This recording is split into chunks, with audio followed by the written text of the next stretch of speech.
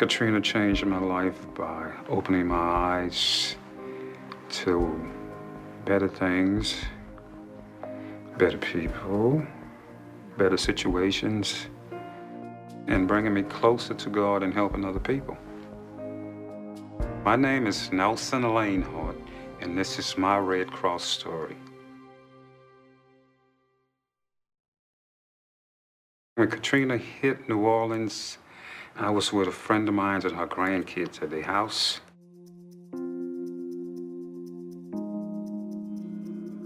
So one of her granddaughters spotted a couple of drops of water on the floor.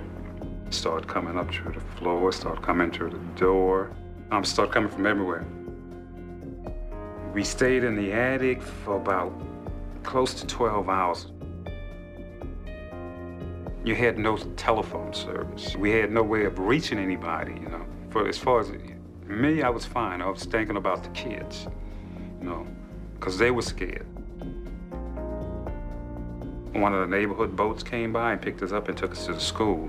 And the federal people came. They dropped us off on the bridge. And from the bridge, we had to walk from there to the Superdome. It was me, my sister Deborah, her daughter Annie. Helicopters would come by, or trucks would come by, and they would drop water on the bridge for people to take. You could see people jumping off the bridge. You see a couple of dead bodies floating down around you. Right at the Superdome, there was a body just floating right there. You see. They was not worried about the dead, they was worried about the living. I just had to do what I had to do then. I left them at the Superdome. I went back to the water, to the house. I packed a backpack with a couple of garbage bags, put some clothes, changed the clothes in it, closed the bag up, and I walked back.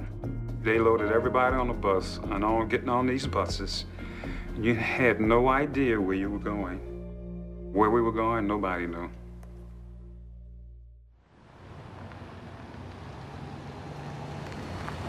These two big coach buses pull up, and the folks started getting off the bus.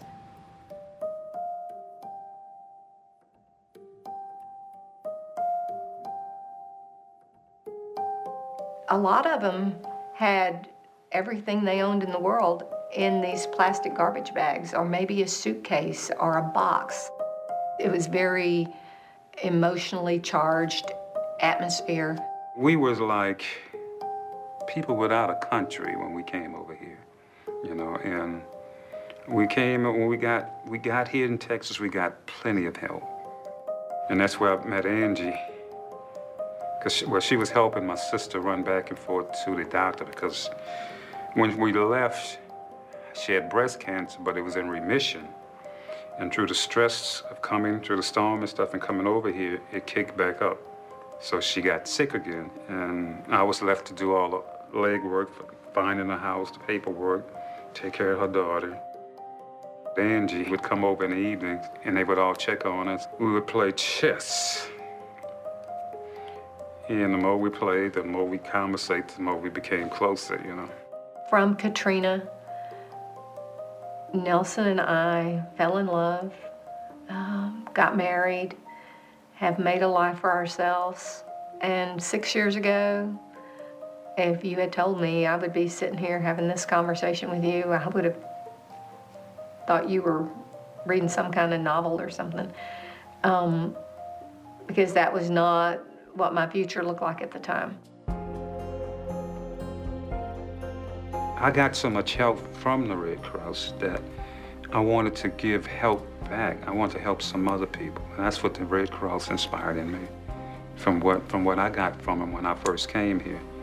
So that's why I volunteer with them, and I help as many people as I can. I see this as Nelson's story. I'm a part of it, and I do recognize that. But I didn't lose my home. I didn't lose my sister. I can't imagine what it would be like to have those losses in my life.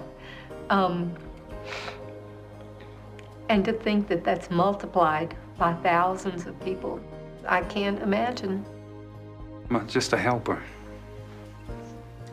traveling through life, trying to help another person.